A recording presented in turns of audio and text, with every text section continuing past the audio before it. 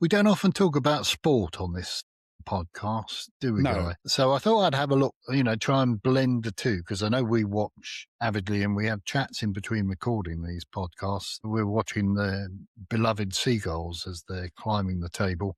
Mm-hmm. And I was interested, just to see how they blend the politics and sport and whether they do. I was interested yesterday to note that a gentleman called Paolo Zampoli, have you heard of him? No. I think he's probably of Italian extraction. Yeah, yes, I might have guessed that. He is Donald Trump's special envoy for special partnerships. Didn't even know he had a special envoy for special partnerships. But he's like, from what I can tell, he's a schmoozer. He works behind the scenes to oil the wheels and to get sounds like a good Donald job. Trump in people's good books. Yeah, absolutely. Imagine that on a job description title: schmoozer. Schmoozer. Quite wouldn't have minded doing that. No, well, I know that's your forte, isn't it? You're a bit of a schmoozer on the quiet. Well, not really on the quiet, really, but there. So Zampoli is this special envoy for special relationships, but he stepped into the breach into a debate that's taking place with regard to Iran taking part in the World Cup. Now, we've got the World Cup coming up this summer, and Iran are due to play their first two matches in Los Angeles. Were you aware of that? And they've got another match then, I forget, but all three of their matches are in the US. And they've made big play. Their Speaker of their Parliament have made big play of the fact that they're going, we're taking part and what have you. Well, this gentleman, Zampoli, has urged Trump and Gianni Infantino, the guy who's in charge of FIFA, to swap Iran with Italy, because Italy, of course, didn't qualify. Again, this is their third tournament in a row where they haven't qualified, isn't it? It is, but can I just claim conflict of interest for this gentleman given his name? Is that where you're going with this? Infantino? No. The guy who you mentioned, Paolo Zampoli. Paolo Zampoli. Yeah. He could have picked a number of nations who just missed out, but why Italy? Wonder why? Yeah, I wonder why. Yeah. Well, he has a background story to this, or a pretext, and this is a story from the Financial Times, so it's homegrown, and we need to credit the Financial Times for this. The proposal supposedly was an effort to repair relations between Trump and Giorgia Meloni, Italy's Prime Minister. Can I include the Pope in that as well? Well, that's what we were coming on to. Italy's Prime Minister and Trump after the president attacked Pope Leo earlier this month. Okay, so it's all connected, right? It's all connected, yeah. And the plan, I think, was to endear himself to the Italians in general, albeit that it's an American Pope, so it sort of complicates the issue a little bit further. But so that I guess the thinking was that if he gets back in Miss Maloney's good books, that she'll have a word with Leo and say he's not such a bad bloke after all, this Trump, we can, because she came out and actively criticised Trump criticising the Pope, didn't she? So anyway, the whole of this piece really was about how we think, what do you think of that issue for starters anyway? Do you think that they ought to be looking at, that to me sounds horrendous, the idea that somebody's qualified and that they're looking to swap one out with the other. It's a tricky one, isn't it? Because the tournament is a FIFA tournament. It's not an American tournament. It just happens to be played in America. You could easily move the venue to, say, I think it's also Mexico and Canada, isn't it? Yeah. You could move the venue if the venue is the issue. But yeah, I'm with you. I think it's really difficult to say to a nation that's gone through the rigor of qualification that you can't go because you're at war. Well, the Iranians are all right with this, aren't they? They want to go. They're all up for it. Yeah. What does Infantino say then? Does he not want them there? They've said, my understanding is that they said there are no plans to switch anybody out at the moment. Okay. So we're sort of keeping our powder dry. It must be a bit of a nightmare for American authorities, security-wise, to be thinking about how they're going to keep these people safe. The Iranian players safe when they come over. But that shouldn't really be the issue, should it? As you say, FIFA are, in theory, it's their tournament and they're lending it to the states.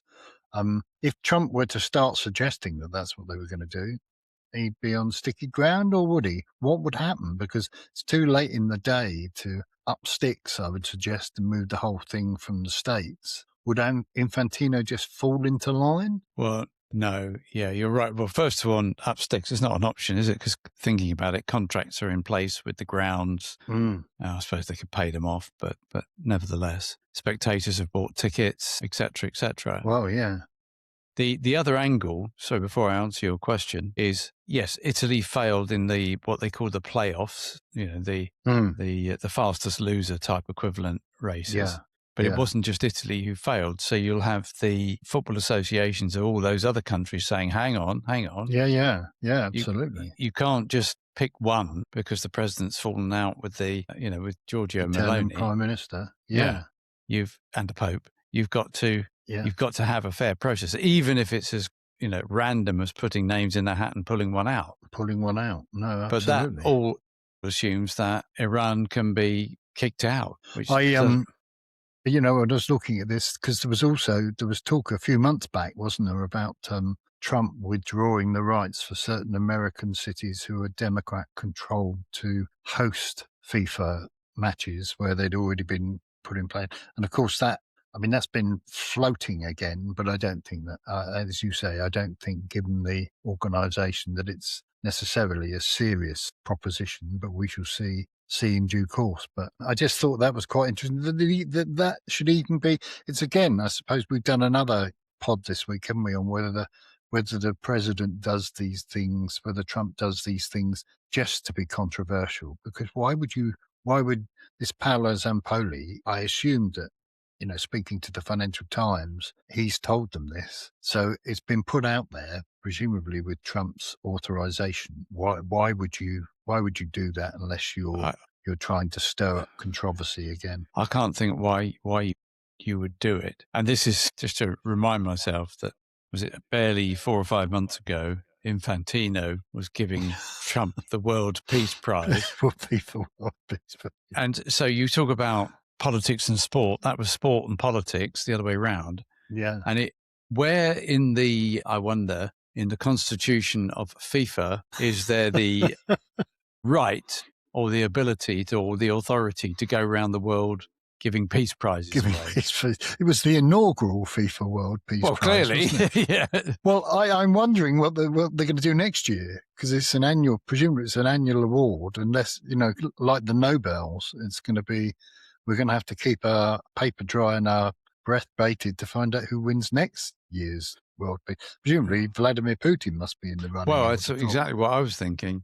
Crikey. So, no, I agree with you. He's a character of fun, isn't he, Gianno Infantino? He's very friendly with the Gulf states in general. That's why it's suggested we've had one World Cup there, and that's going to pan out now. There's not much revenue going into the Gulf states, I don't know. But he's a bit of a figure of fun, really, not perhaps as serious as one expected when the previous regime was hoiked out. I just wanted to take your memory back to some of the other political events with regard to sport in terms of the boycotts, not Jeffrey in terms of the actual boycott. You remember in the 60s and 70s, we had boycotts of the Olympics over South Africa and Rhodesia. Do you remember Ian Smith? He was in charge in Rhodesia, and in 76, 22 nations boycotted the Montreal Olympics because of New Zealand's rugby ties to South Africa. There was a lot of South African boycotts, wasn't there? And then 1980, do you remember 1980, the Moscow Olympics? Yeah, Americans didn't go, did they? Yeah, because of the invasion of Afghanistan, they didn't go there. And then 1984, when we had the Los Angeles Olympics, of course, we had a tit for tat. Of course. And none of the Eastern Bloc countries went to Los Angeles. In 1988, North Korea boycotted the Seoul Olympics, which you would have expected, what predecessors. Just because they could, yeah. Yeah, yeah. Multiple nations staged diplomatic boycott of the Beijing Winter Olympics over Russia. Because a diplomatic boycott, that means that none of the politicians went effectively. So that was How some did great they cope? shakes. Absolutely. And of course, we've had the recent Olympics where the Russians weren't allowed to compete under their own flag, so they were competing under the Olympic flag, weren't they? So that nobody knew who they were. Of course, nobody knew they were from Russia. Nobody knew. Maybe they ought to even though all their names ended in "ov." Yeah. So my question to you then, in terms of, are they effective, these boycotts? Do they work? How are they perceived both by the athletes and on the ground by supporters of those particular sports? I think you'd have to look at, say, the apartheid protests, and I think over time they did work. I think then you've got the boycotts that are down to the fact that two nations might be at war. I think that's just unavoidable. So you get those situations. I should think the athletes are completely and utterly gutted, because if you take the Olympic Games, you literally, the real pros, they try to peak at that point, because it's still the one to have around your neck, isn't it? So should we sort of take the, in terms of the Olympics, should we take the nationalism out of it then and just have individuals competing? No, I don't think so, because that's what makes the Olympics, isn't it? That's how it started. And, if you can't get off your seat cheering whoever around. But how's it started? Is it how it's back in ancient Greece? Do you think they all marched around with their flags in front of them? I've been there. You think?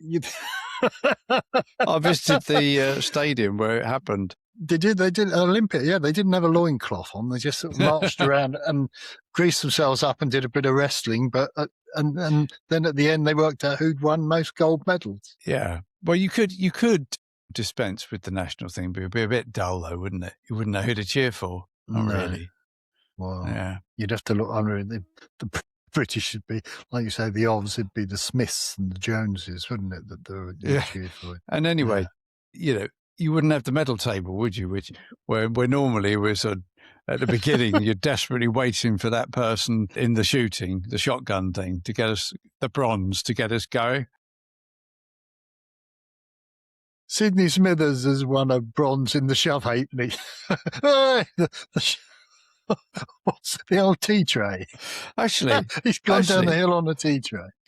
There is an alternative games. You could have the alternative games for all those things, like the cheese cutting games or something. Yeah, you could. I think you're onto something there. The alternative Olympics. I think.